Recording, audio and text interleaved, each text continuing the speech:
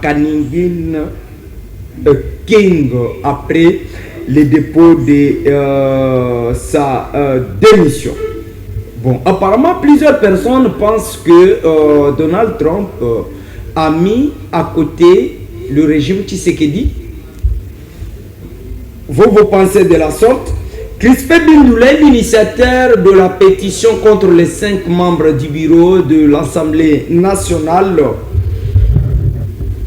après la démission de Vital Kamerhe, plusieurs membres de l'Union sacrée tournent leur dos.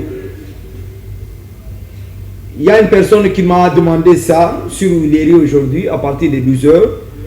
Je salue tous les motocyclistes du rond-point Huileri.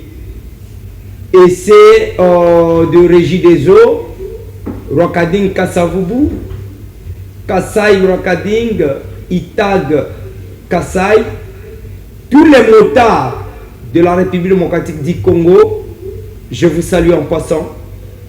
Et aussi,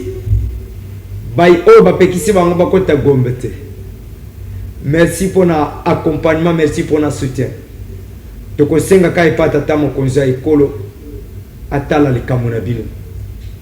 Président de la République, commandant à ville, gouverneur et à ville province de Kinshasa, ministre de l'Intérieur et aussi Baïbari Kota le secteur et transport, bande de moto Oba Kosala boulevard Kitambo. Bateli misinga balobi ke bafar DC bali kokanga ba moto. Bafar DC o bazali na ba gilet. Ngai na tamboli na boulevard du 30 je ko banda Kitambo ti gare centrale. Na Kitambo nde na constater bande ko bazana teni ya far DC batelemi wana. Bato teni civil bali ko interpeller ba wewa. Ba policier bali ko interpeller ba wewa. Lelo ba informer ngai ke ba far DCP pem bali ko interpeller ba wewa. Nali ko landelango depuis près na yeba soke zali ya sol. Tandis que ba far DC bazali na nzela, ça montre l'efficacité de la PNC. C'est-à-dire la police n'a pas atteint le niveau qu'attendait le peuple congolais pour la régulariser circulation. Teni à faire de ce côté dans Zela, mais on constate que bande comme moto ba comme ils sont victimes. Ba comme ba victime. Na kisasa toni ko ebate, nana ko interpeller moto, nana ko interpeller te. Kilo moko ko côté le mbasani ni kopana bango. Po ba yebi ngala mo malamu ko de kamande ko na biso ali ko utakasai. Bazu ba papier duplicateur, ba komi ba komba ba membre ya famille na bango, ba telemi na Carrefour moko ba komo kanga ba moto. Ba le bitata mo ko za ko la pekisi moto na go. Na tuna ka na émission passée. Est-ce que la Constitution donne-t-elle le pouvoir? Est-ce que la Constitution donne-t-elle le pouvoir? Il y a des qui sont congolais à tambour ici, qui sont tambour, qui sont violés, mais qui sont na tout le monde, bande konanga moto, na pesi binombote. Bologo zali mulobeli na biso, botuninga ike makambo elekaki na New York. Na limu panzisango na kota kabitumba batu te. Na limu panzisango akota kamakambo batu te. Soki bolingo baninge yali na iki yoko ya na moto te. Opanzisango lobina bina kota kamakambo batu te. Ngana ke na New York te. Na ko yema Amerikani kuna nde. Ce n'est que ba eli o balandela ke réseaux sociaux, ça ba député o balandela ka Facebook ba réseaux sociaux. Bango ba pesi bino réponse. Na kendaki New York na oyeba ndeni ma Amerikani ko. Bobisa makambo bolingo ba. Siko makambo za bolingo ba ngana kokotera wapi. Tango ba kobongisa ngana tika na son. Voilà. En direct de Kinshasa, la capitale de la République démocratique du Congo, sur les antennes de Show TV. Batata ba mama bande ko batali. Na pesi ba Congo mani bazwami na ngambi ya Brazambote. Congo Mobimba, Bunagana, Masisi, Rutshuru, Goma, Bukavu. C'est ça votre émission. Merci pour la confiance. Merci la diaspora congolaise. La monimo kwa komeringa abi. Après qui y a un terrain parlons Congo déjà koya. Puisque vous réfléchissez Congo au bimisi couleur politique te. Na ko bimisi ngo pété. Ce que président Ben Azali awa. Mwana Congo maître Ali awa. Bino na banda ko bali wana. Bino ndo ko juger. Mitono miangai. Miali kota la école. Miali kota la ba individu, miali kota la tribu, to miali ko ba Congo. Siko lingalo wana lo bien na mononi. Na bien na mukolo mu ba ko ko ngai. Voilà. 3 sujets au menu, to beta li solo Italie gestion ya ville province de Kinshasa avec Daniel Bumba. L'urbanisation de la ville pose problème. Les infrastructures posent problème. To les panne. Tokobet également, Masolo Matali, gestion, il y a une situation sécuritaire à l'Est. C'est Tshisekedi qui a aggravé la situation à l'Est, où Tshisekedi a hérité, mais gestion, il y a Bayo, Baleka qui liboso na yo. Wana Tokotala na Muzindo, les Kamouya de Wana Washington, et puis dialogue, na Katia Mboka, c'est quoi la vraie solution pour la Kimena Est? Et aussi, Tokobet les solo, il y a garantie locative, également le transport en République démocratique du Congo. Moutoumoko a terminé à lobby. Très oiseau kende mata de Kisasa moutou eza lokola yibo. Nathalie Angote na évité. Est-ce que très wane fungwami bara ils ont posé problème na na évité. Voilà. Maître Joseph, ensemble pour le changement à Kabound. Babi no peut besoin produire des pes beaucoup qui charge à pouvoir te bokimi beaucoup mo mi benga ba opposant sous-traité bino ba sous-traité bino na ba étranger pour bono ba contre Tshisekedi bote pe boye malala bote molobeli ya mbana Congo na sepeli susu pour na invitation na yo na mukolo na lelo ya lundi na pesi mbote na président oyazali à face nangai et na pesi mbote na ba Congomani nyonso bisika bazwami na yoki mutuna na yo malamu était tozali vous savez IDPS o lelo bazali koloba était tozali to utana IDPS to koka bokozité to koka pouvoir te yango to na opposition mais la koyebisa yo était même pouvoir o ezali à place ezali ko gérer et le mobani na vision ya IDPS te wanali ezali précision de taille. Merci. Oui, sengelo yeba. Merci. Ena bibino bokoka botongi ba château na régime Tshisekedi, Kabunda lelo a comme milliardaire, Kabunda accueilli pas Mangachu, tu vas payer $50,000 pour le transport. Ça c'est ça de vous savez wana barimer moi na mboka ezali barimer moko eza fondete soki mutu azali ko tenir ba propos ya bongo et loko ba bossa na kaite président Jean-Marc Kabunda azaka député national na mboka oyo azalaka pe premier vice-président de l'Assemblée nationale et na yango azaki na salaire na yo sengeli ami sombe et puis avandaka Kingabo avaza na pouvoir ti lelo azaka na Kingabo oyo avanda avaza na lobby avandaka na salaire mutu na endeza na makolo oyo ba salaire ya ba député na mboka oyo oyo ekoki kutu na mwanda kwa somi atongi na Kingabo oyo esali lelo bato nyonso balobela ngo azalaki cheke eza château mutu asombi mwa parcelle na ekomi château wana ezaka jalousie nde eza anime na bambo bato baza mwana ya opposition Kabunda avant prison na Kabunda après prison balobi matama efimbi non mais matama ezali kovimba parce que mpona ye amonika akoti prison moko ya malamu prison d'honneur pour défendre ma valeur au Ibongi yango akoti prison on a essayé de aza la bonne santé comme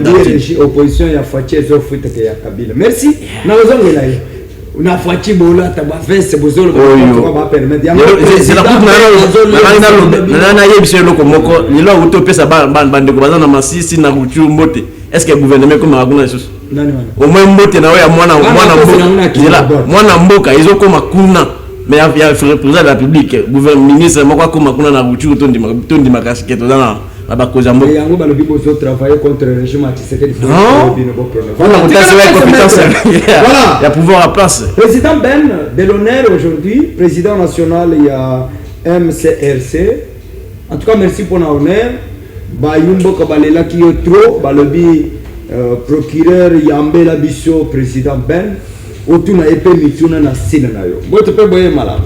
Merci beaucoup ndeko mopanzi sango matondi mingi na lokasa opesinga na mokolo lelo matondi mingi na ba peuple congolais nyonso o bazuli bakokola na biso na minute oyo na émission na yo bisika bazali na est na Goma na Bukavu ainsi que na République démocratique du Congo nyonso mobimba to pesi bango mbote na ko présenter ba esquisse na par rapport à l'invitation à Liboso.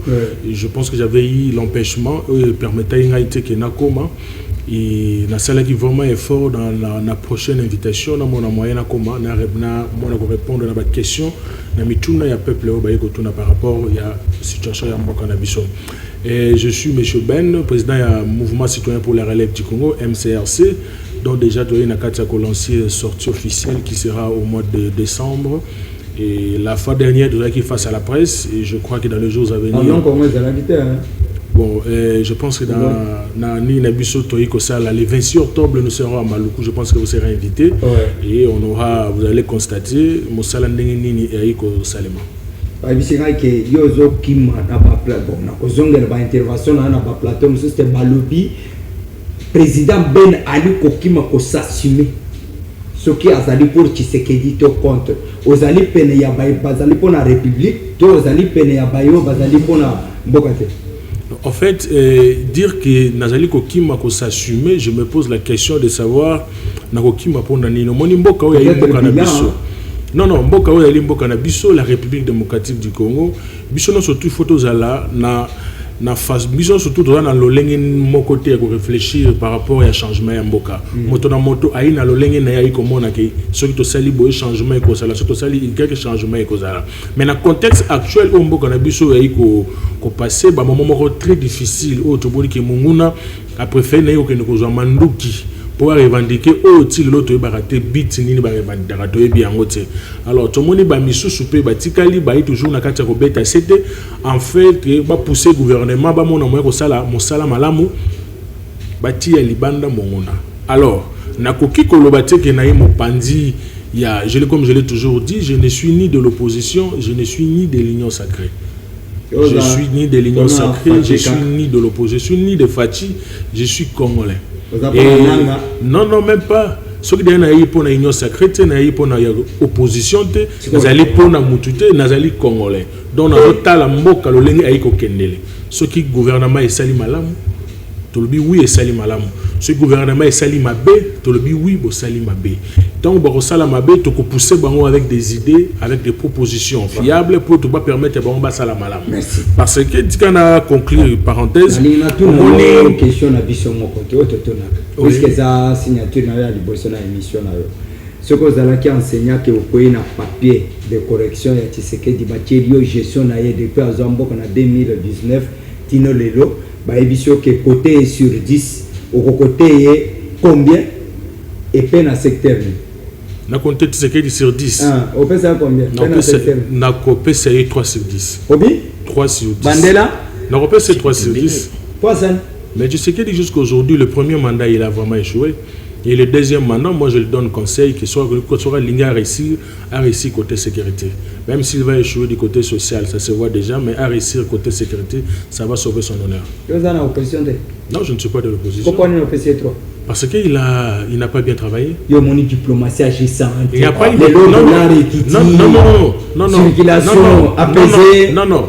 Je vous dis déjà que dans 2 semaines, les dollars, ils ont matati na 300. Non, je vous dis, je suis économiste de formation, je suis gestionnaire. Je fais l'économie et non, prendre 50 millions de dollars, mettre sur le marché, c'est à court terme. Prendre 50 millions de dollars, mettre sur le marché, bosombi, bafano sopo dollar pour niñeza na circulation marché te ayi mosala malongati. Je vous signale kanga date ya lelo. Dans 2 semaines, dollar ils ont matama casse to ko matina ba. C'est quoi ce qui est en 20 et kitate. La banque centrale a débloqué que 50 millions sur le marché. Alors je vous pose na doit ko tuna mi tuna te mais l'exemple est clair. Bolobi que dollar est quitté mais blo non surtout toujours la l'écolo. Et puis non kitate parce que je vous dis kanga date ya lelo tito koma dans 2 semaines. Dans 2 semaines, dollar ils ont matati. Dollar et aïko matati to ko mona ba 3000. $100, ils ont 300 000. Retenez ce que je vous dis. Déjà sur ce point, ça montre que non, sur le plan économique, le gouvernement a échoué. Merci. Merci. Merci, Président. Mutono wanezalaka koyeba. Ce que tozali na ngambu ya baibaliko bundise kolo to tozali na ngambu ya baibaliko kopier quoi. C'est pas question magique. Pourquoi mon quoi bensinga na tenimisinga liboso a demiap.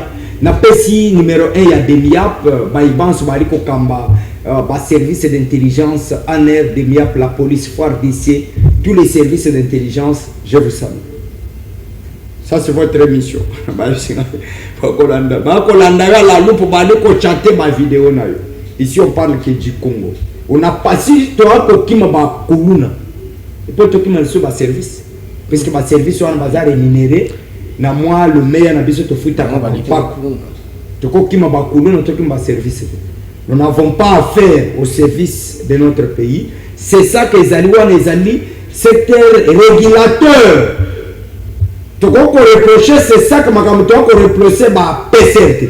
Ce qui peut faire rien que dans le mbango à Kangi. Mais c'est ça. Tellement qu'à un régulateur, je crois qu'il a produit un conseil pour la Moussale là. Mais au président Ben, à lobby $, dans 2 semaines, et Kokita. Mais il y a le bien comment. Non, mais je n'avoyais Bissayo, Molam était Ndeko, président Zara qui est très clair dans ma propos. Ah, le bien comment tu as bien comme Matakou tout dans 300. Ah, dans le bien qui t'as et habité Kokita. Et puis, il y a un prophète à m'alerter, mais en réalité. Au moins, il y a le là, G.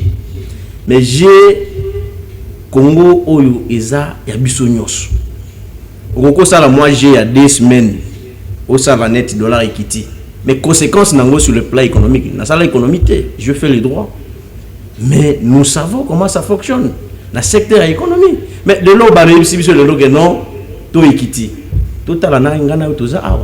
On a coupé sur 3 semaines. Tout observé. On a mis tout au Bikaka sur le Congo. Au Goye Bisangaï, tout comme wapi. Merci. Parce que les heures tambombote. Moi, on a collé le pas. Tout comme wapi. Tout comme wapi, comme chaîne de télévision. Eh oui, un coup de chapeau, Masolo n'a pas député. Ah oui, comme Masolo n'a pas ministre. Ah, comme Masolo n'a pas ministre. Masolo n'a pas ministre. Il y a des tambours avec toute votre équipe, je vous salue. Le mot là, comme Masolo n'a député, comme Masolo n'a ministre. Vous êtes ministre. Voilà. Gestion, il y a secteur, il y a immobilier, pose problème. C'est l'État qui est inefficace. Ou bas commissionnaire n'a pas encore ma femme baso sous-traité bas locataire. Merci ndeko journaliste molobeli ya bana Congo mutuna utunyeza mutuna moko malamu. Mais loko na yebisa yo ya liboso dans chaque état. L'état ndé a organisé mboka. Commissionnaire a un problème té. Mkolonda coupé a un problème lorsque secteur neza non réglementé. En réalité conséquence le peuple andé tozo subir mais mutoza na base ezande tozinde moko bakozi ya malamu te na mboka na biso tambonda soutenant na lobby oui à soutenant mais a zongela ka pona koyebisa bana Congo ete bitumba tozali ko bunda toza ko atteindre objectif te après kolia kotonda non eza kolia kotonda te il a été pona yebisa ezelo moko bobo sana ka chaque fois président Jean Kabunda za mutu ya liboso banda Congo bandi où ils allaient Congo, nous tu as liboso à démissionner en tant que premier vice-président de l'Assemblée nationale, qui t'a coûté qu'à pouvoir ou qu'il est dans l'opposition à côté du peuple. Maître président Ben mais même si le président Ben à lui il y a la sincérité, et ça se voit, ça se prouve. Et dans les pays ça a été magamoutalani secteur où il y a immobilier, dans Katamboga na biso Congo, ils allaient défaillance à l'État. L'État congolais na biso a yebaka te ko faire est-ce que je dirais pour réglementer le secteur on a le lingue singeli les lots là bas Brazzaville ce qu'on cueilli on peut vivre bien oso vivre mais oso foutre là nous a bien ils ont la prix ils a limité ah ouais on foutre là il a habité ce qui ah ouais il foutre là combien au cause à oso foutre là 1500 2000 il y a même des maisons où bazo foutre là on a $5,000 vous pouvez imaginer ah ouais moi Jean-Marc Kabonde non mais je vous dis la vérité c'est-à-dire que la Congo ah ouais les lots pose un dent à ta côté ah ouais limité place ngana vandi okozwa na à $500 ndako malonga te wana ba pesio moi nini boye muke 300 dollars. Donc d'abord biso to fite la wana bois kanzo. Ah, yo fute moi ero mo boye 300 dollars au kolela. 300 dollars ba pesio moi chambre salon ici. Mais ça va réalité toujours vivre na Congo. C'est quoi ba $50 80 kuna. Ah wana il faut que na même qui colle écoute na kati sele. O koti na kati wana na Kabonde peut à côté na gestion. Non mais yangonde a une alliance pour le changement pour tout bongo la makam. À côté na gestion mais ka kotali sa makambo malamu ya kosala. Bandimela ka été lelo outi ko condamner président tout à l'heure que pourquoi il est président pour ayebisio to kopé sa makanisi ya malamu. Même makanisi ngo kopé sa makanisi na banane. Ba yeme il est tout puissant. Muto ba yebi nyonso ko yeso bangoni. Merci. Kabondo abando to bona bato pinena. Non, atikala jamais atikala jamais kozwa ye attaquer ça ce sont des polémiques babilo moko ya pamba qui se raconte dans la rue nana ko talisa nga vidéo kabuna ye azoto bola pinena mutu waniza koluka ko tacher mutu fils de l'homme maboko neza pembe bolingo bo tacher maboko na initialement. Non, mais il est aussi fils de l'homme. Merci. Je suis aussi également fils de l'homme. Effectivement. Voilà, Jonathan Barnol, fils de l'homme. Bissou, fils de femme. Maître Ben, pensez-vous qu'avec la gestion du secteur d'immobilier, quoi que peut-être le trône la gestion, est-ce que le peuple peut espérer une solution durable? Merci pour la question. Dans certains immobiliers à Mokanabiso, comme au Pantisango, il y a pas vraiment évolution là-dedans. Et la population souffre. Et on se pose des questions de savoir finalement ils allaient nini. Pourquoi jusqu'à arriver à ce niveau. J'avais eu la chance il y a Kotang à beaucoup il y a programme qu'avait l'ancien gouverneur avait la province de Kinshasa. Avant de Kobumbaya, de Kongobila. Jantiningo Bila avait un projet phare sur les logements sociaux pour aider le peuple congolais, quinois et quinoises, par rapport à ce qui se passe dans les locataires. Et dans le programme de Jantiningo Bila, il y a une construction où il fallait qu'il y ait salement. Et puis dans la construction, il y a qui réduire. Les dépenses ming bayer la peuple quinois et quinoise et les gens qui permettre à la population quinoise et quinoise ba mona lolenge au rendo foot là au mona au comme na banda comme susu on vous donne la garantie c'est au-delà plus de 5 à 6 mois 7 mois 10 mois d'ailleurs et puis au total les coûts où il faut foutre et ce qui est l'écolo makasi. Na programme de Zantiningo Bilazaki programme moko phare. Oh lelo ce qui va checker sur le marché et que va construire ba logement. Au moment na coût à l'état, na coût ya moto ya privé il y a une différence à makasi. L'état a l'ingata la rendement. L'état a l'ingaki atala le peuple les a gagné et puis à tel coup au chelienda au moment que non il y a un équilibre mais celui qui est dans le privé à tel coup na au moto azokati il est temps azo construire na kuna ils ont la fond de commerce à construire et bien ils ont business na sur le plan immobilier na che yango na soki na chenda kuna 500 moto osala ngelo kwazati n'oubliez pas récemment il y a une garantie locative il faut y au moins 3 mois dans de maisons maison d'habitation ainsi que 5 mois dans la maison commerciale. Maintenant, on s'est rendu compte que non, dans la maison d'habitation, et comment pour te plus au-delà de 5 mois, 6 mois, 7 mois, à la même, à 10 mois, tu combines dans la maison commerciale, n'en parlons même pas. Donc, aujourd'hui, ceux qui te ont ciment, le projet qu'avait l'ancien gouverneur Jantiningo Bila, ceux qui va checker qui ont vraiment avec beaucoup de sérieux, et les gens qui aident des populations, pour habiter bandako l'état les coûts à l'être réduits. Et maintenant c'est yango et michaimité.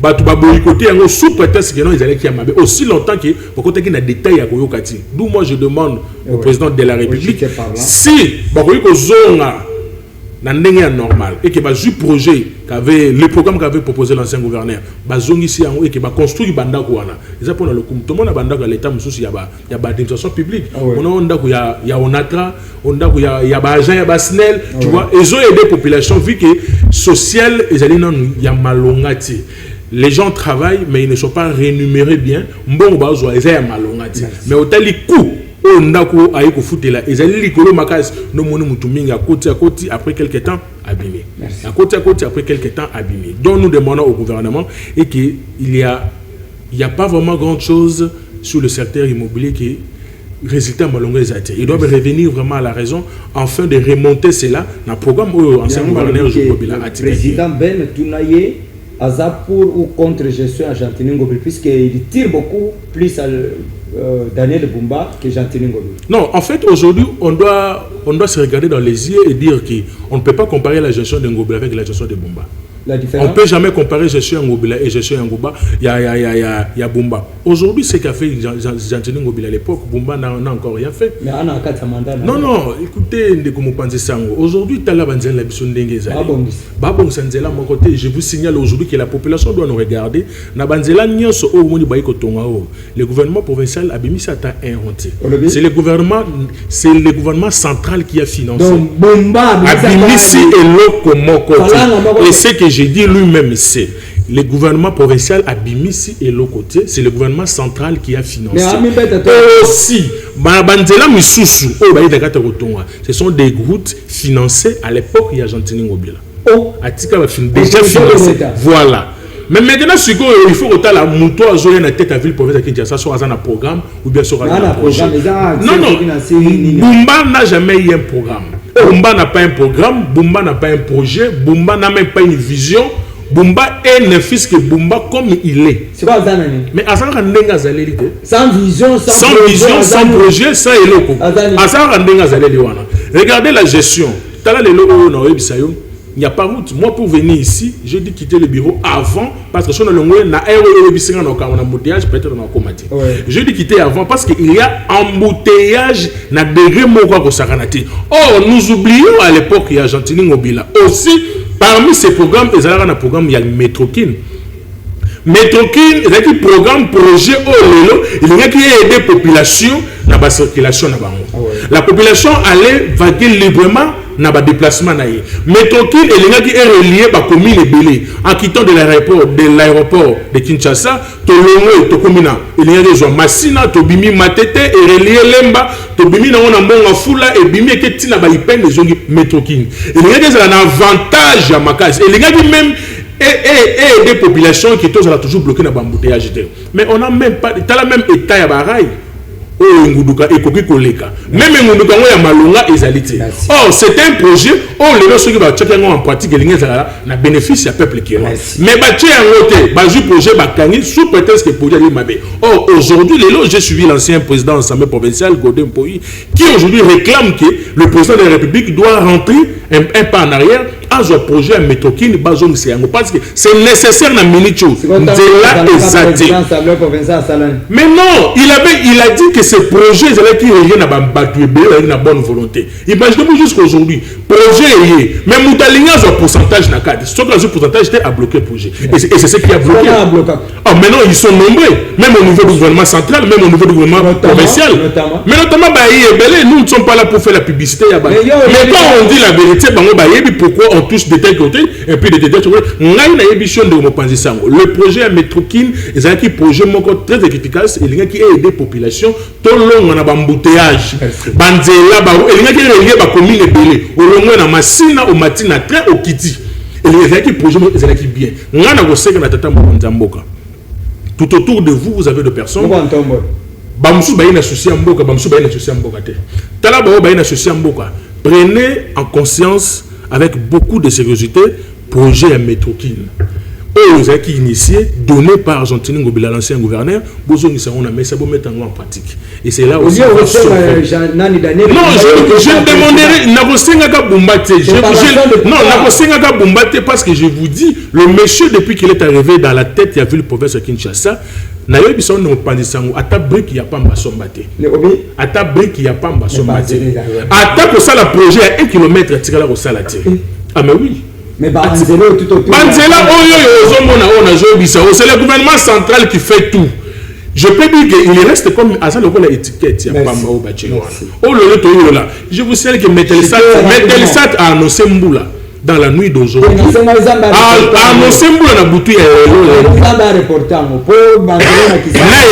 On se pose des questions.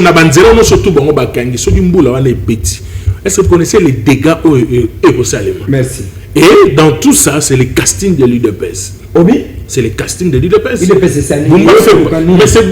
Mais c'est l'UDPS qui nous a proposé Bumba. Mais l'UDPS qui nous a proposé Bumba. L'UDPS n'a proposé Bisso Bumba. Aujourd'hui, même les mêmes personnes de l'UDPS aujourd'hui, il y a 4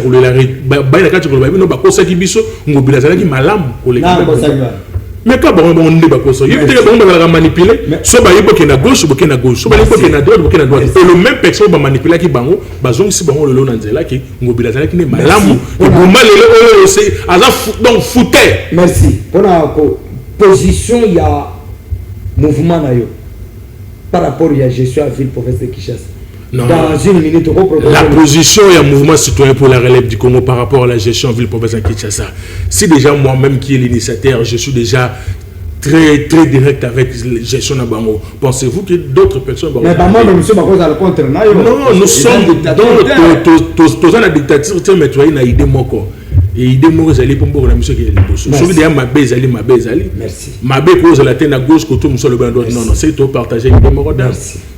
Le gouvernement central, plutôt le gouvernement provincial a échoué, Bumba a échoué. Et d'ailleurs, moi j'avais annoncé dans la semaine passée, si dans 2 semaines, et que Bumba n'arrive pas à se réveiller dans son profond sommeil, tu organiser marche pour tout ça démission. C'est quoi ça pour démissionner? Non. Il y a une armée dans le monde, il y a une armée côté. Non, je voulais te rappeler ceci, il y a une armée côté dans mon Kili, dans le monde, ils allaient puissants pour les capotes. Merci. Exact. Il va voir dans le monde la démonstration du peuple et puis il va s'enfuir de lui. Merci. Bino pe Jean-Marc Kabunda ngo bayibisina ke Nikolo akomi beauté régime ya Fachi opposition ya futa parlement azobeta bino kinjoli aliko lia na Fachi mais aliko balusa bino bo aliko ko baluka kana zel bon na hotena wana mutune yeni ngame na hotena te. Non, vas-y, tu n'as na libre. Ça te vous libre. Bana ba yo uti ko lobelo ko moko tato beauté tato opposition ezo futa tato ni moi il faut éclairer opinion peuple congolais bas à éclairer. Merci parce que au-delà il y a ba démarche nyos kai kwamba vandi liboso mindele denge tata Simon Kimanga lobaki mutu mundo akokamba mundele akobenga ba président bamboka misusu diplomatie agissante ata mokonzi ya corona ata Jean-Marc Kabunda ebisibinote ayebika ke moko tombolo kota diplomatie agissante akale tolungo wana ba effort nyonso esalami libanda ezala ba accord dialogue na kati ya mboka. Ça peut nous amener à une paix durable, mais à quel prix? Na kota la impact na yango na situation sécuritaire. Merci Ndeko Molobelia bana Congo. Question zali koloba eza question sensible. Ezali kutungisa mitema na biso. Et j'en profite de l'occasion yambo ete na pesa et yanonanga na mutuna wana ke bilenye ba se réveiller na pongi na bango. Pour ceux qui se réveiller te mboka oyo lobby to kolela to koma ba esclave na propre mboka na biso. Mutuna na yo par rapport à ba diplomatie agissante et consort, je pense selon Gaï, na o na moni avec ces régimes, il y a Félix Tshisekedi jusqu'à la fin, tu peux espérer et l'autre mon côté à Malunga. Je le répète, tu peux espérer et l'autre mon côté du genre ya Kimia sous ces régimes. Et solution moko autre oui que zanango ya mutu ya pona minute oyo. Ezali été découvert Félix Tshisekedi na gouvernement na ba démissionner batikela biso mboka batikela bana Congo mboka bazongisela biso eloko bazongisela biso eloko o bazui o bazana incompétence eza prouvé sur le niveau international que national ba démissionner batika bokozi wana to kopesa ata yo ozali ndeko ozali kolomani soko ko ngai na ba pembeni soko ko pembeni te tozali na batu président yeo yazali na batu bazali compétent même ngai na za prêt ko leka kutuka ikwamba wana kusala ba démarche yo kanisi ke biso toza régime ya ba talibiloté. Nous avons connu des régimes dans ces pays et nous connaissons régime ya ba talibido na maboko à tout moment. La seule solution pour na ba problème ba propos tous na ngota ba problème tous na ngona mboka na biso et sengeli Ndeko Tshisekedi a démissionné na équipe na ye. C'est quoi ça boy? Parce que la seule solution à ce moment y est alingi dialogue té. Dialogue alingi ngoté a ko pousse à ce dialogue ça le 2026 pour bousculer bande ya ba élection 2028 des à la TIA mais on en 2030. Ils allaient organiser wana nde Simba bomba okomona ke soki nazokosa. Soki alingi ça la dialogue akwa ça la mona ba 8e mois 2026 naza prophète na ba 2026 na ba 8e mois pourtant dialogue ekozwa tawana aluka mois transition pour basculer ba élection tina ba 2030 nde ye aza prêt pour na nyos akondi mabande ko bakufa na est ndenge bako bazali ko kufa makamu na ndako tebo akoki ko suka makamu ndenge batu musu bazali ko sanga makamu to banga suster. Allô mwana Congo. Mbote mwana Congo bengeli biso at komona rapidement. Bengi bino komona nga papa Jean na komina makaka. Tokei. Na oloba. Oyo fa azoloba kende koche. Tekedi atika mo. Atika bekonza le bibo ke témoin de l'advocat. Nini a partir ya bango. Frère wana ada ngambo barande frère wana. S'il vous plaît, nous avons que des Congolais ici, s'il vous plaît, papa. Personne n'a qu'à ici, ne vous attaquez pas à nos invités. Bissono toi ma Congolais. Makanisi nangai batika nano lolenge président azokende alobi laissez-moi terminer ma mission na ye nano utilité comment est-ce que baokende ti bamati bakoti baza bakorompi bazopesa bango bambongo po baya koleka na bachaîne babanda kokoloba de n'importe quoi. Merci. Tumba oyo président azobunda abundi te banda kuna guerre wana ezalaki banégociation wana obeba banani ezalaki te bamati bazongi basali nyonso. Merci. Minute na laissé. Merci. Minute na laissé mon Congo. Na plateau na biso pesa ka bato ba nationalité te chiter rapidement. OK, nazali ko chiter na ko yebisa ba kongomani ete ba mona lolenge tozali ko lobela makambo ngo lokola kuina te.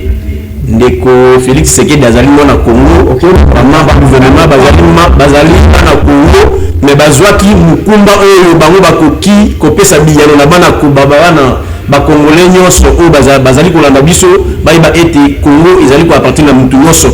Eloko moko bango basalaka ezali kosalela kokolaka batu kaka ndenge wana bengi oyo aza rwandais makambo olobela rwanda nyonso tokoki kobimisa makambo mosusu awa oyo ekozala bien te mpona peuple. Merci. Toyoka ndeko toke n'est pas président ben. Oui, ndeko na biso bengeli biso at kombo nani? Allô? Oui. Nabengi bino depuis Mungafula, nabengi bino depuis Mungafula ndeko José. Toka rapidement dans 30 secondes. Ndeko José na Mungafula. Toyoki ndeko José makanisi mayo. Nadingi kaka naloba mpona ndeko oyo azoloba ke nani président Fachi a démissionné. Tozoka ndeko rapidement. Azanga mawa soki akokomana azangi mawa soki akokoma na niveau akoloba ndenge wana eza pasi mingi. Est-ce que azomona pasi oyo ezotraverse nango te tolongola susu Fachi? Mais à moins que Fati peut-être s'il vous plaît. Vraiment ndeko retirer parole wana totika nanu Fachi abunda nanu tomeka kotala nanu kote azoke. Merci. Merci papa. Si bande nyonso na mungu afolo. Ça se parle en Congo. Donc bino bokolia kanyaka bino retirer nanu. Yo tombola koba. Ngai Président Ben, autant l'effort total que j'ai fournir dans le gouvernement, j'ai dit, il se fait tout, de nos bandes de Bengi Balobi, donnons le temps au temps. Il y a encore un Mukambi, il y a Bilenge. Donnons confiance au président Félix Tshisekedi, que tu as effort, risque, que ça la comme Bembo, tu as un Congo. est-ce qu'on peut donner confiance à cet homme du temps de mieux redonner l'image puisque les lois ont ici qu'on a la scène internationale? En fait, j'aimerais un peu être clair sur cette question. Okay. Au moment il y a eu des présidents et des présidents. Vous savez, Félix a les soucis à changer Mboka Nabiso. Ouais. Félix a un souci qui est, après son départ étant président de la République, qu'il laisse au moins la République démocratique du Congo souvenir de Mboka Malamu où il s'est mis président de la République. Mais il se pose une question, de management. Ouais. Et il se pose une question de management. Comment vous managez pour trouver la paix à l'est du pays? On ne trouve pas la paix à l'est du pays avec beaucoup de divagations ou bien je vais vous laisser 5 minutes à la fin, laissez le président. Bien avec beaucoup de légèreté. Ouais. Il s'agit de nos populations au Est et il faudrait que le gouvernement prenne conscience. Je vous dis ceci de comme Panzi Sango. En 2021, tant que Bunaganda est rebelle, vous avez vu Fayoul qui a dit que le pays était en crise, mais le pouvoir va boyek.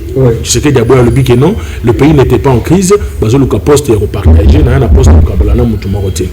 Tu vois que le pays est comme en crise, tant que Bazugomana Bukavu.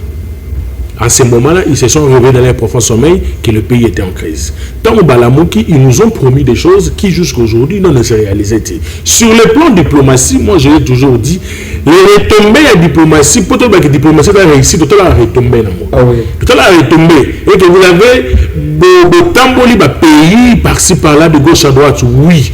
Vous avez managé, oui. Vous avez trouvé le compromis, oui. Et le résultat.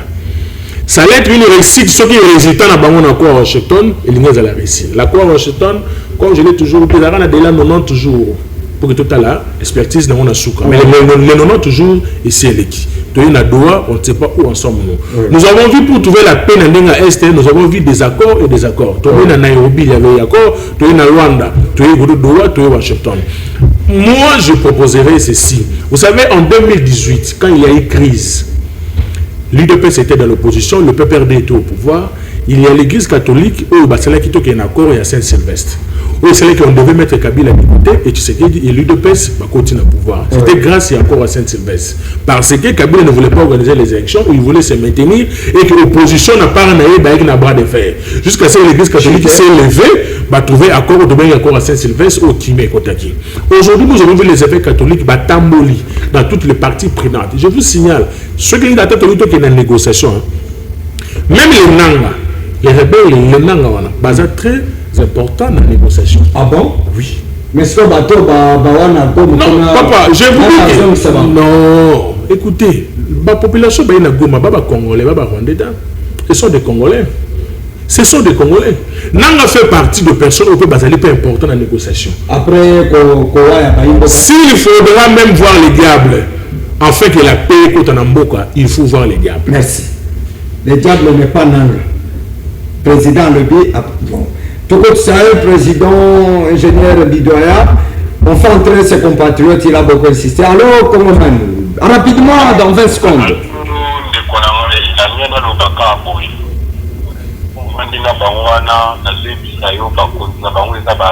Non, s'il vous plaît, ça ne peut pas passer. Président Ben, Azali, président mouvement de jeunes, c'est un Congolais. Ici, on ne donne pas de nationalité. Ce qu'on bénit, ne vous attaquez pas à nos invités. Moi, je ne peux pas inviter les rebelles ou bazar en connivence. Ceux qui ont un élément mais un service. Ici, on ne donne pas de nationalité. Voilà. Je crois qu'on doit nous presser rapidement. Ingénieur Aimé Bidoya. Bandeko Bazo sujet rapidement dans 1 minute 30 secondes également. S'il vous plaît, maître, puisque on nous fait pression déjà, on est vers la fin. L'urbanisation de la ville pose problème. Je suis avec le président puisque le président Lobaki que Daniel Bumba n'est pas à la hauteur. Quelle est la meilleure solution à apporter à cette gestion au-delà de nos critiques? La meilleure solution à ce stade, le gouvernement est à construire. Le gouvernement doit s'impliquer. Ce que le gouvernement est s'impliqué et que vous allez passer Mawa pour côté Kuna Makamwe Bunga. Alors j'estime qu'à mon humble avis, le gouvernement doit s'impliquer et suivre également ces projets. Le président Tikolobango Isaki prise par Jatini Ngobila à l'époque. C'est ça même la continuité des affaires de l'État. Pour l'année aussi du sango et pour et puis qu'on réglementer le secteur wana ko iba kotia ba limite et ko zala malom miko na ba kosunga ba kongomani nyos. Voilà.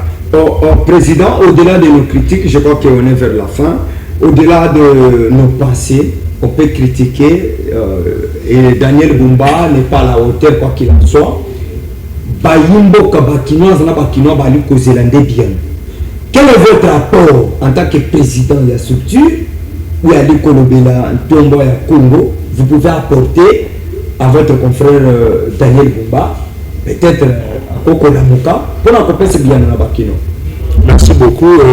Merci d'abord pour l'invitation d'aujourd'hui. Je pense que nous aurons encore le temps de vouloir parler de la République. Ouais. Étant que président du mouvement citoyen pour la relève du Congo, nous demandons à ce que le gouverneur de la ville-province de Kinshasa prenne conscience. S'il n'a pas un projet, il devait d'abord élaborer un projet pour la ville-province de Kinshasa et il devait mettre en pratique ce qu'on appelle la continuité du pouvoir. Dans son tiroir, quand il est devenu gouverneur, il aurait fallu qu'il a continué dans le projet pour le lot ville les éclairer. Aujourd'hui, la ville est tellement sale, il n'y a même pas de route, il y a Kilbopé, je ne sais pas où ça se trouve.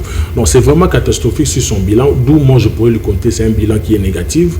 Et nous croyons que dans les jours à venir, avec les propositions qu'on devra faire, avec des échanges autour de ça, on pourra au moins proposer, enfin, qu'il va tenir en compte pour l'évolution et à Mbokanabisson. Merci beaucoup, na bande commence Balandi Bissio. On est derrière l'heure. Pendant que les choses s'arrangent, merci na bande commence Babengi. Je vois comment vous donner du crédit à cet échange patriotique dans le cadre de notre émission. Merci à président Ben, na Koyamba na Libian na Bissio, également à maître Joseph. Barbio zoa muto ba surprise na plateau na Bissio, tala calendrier na malamu pour éviter ba surprise. Merci na bande commence bali pour na Bissio na Congo mobimba libanda Congo. Nous sommes ensemble et on réfléchit que le Congo. Merci na Aimé Bidoya. La main Angélique Salike réalisation à émission Ezala Ndenge et le Mobani. Merci également Simabili Tozaki na Mwana Congo Arnold.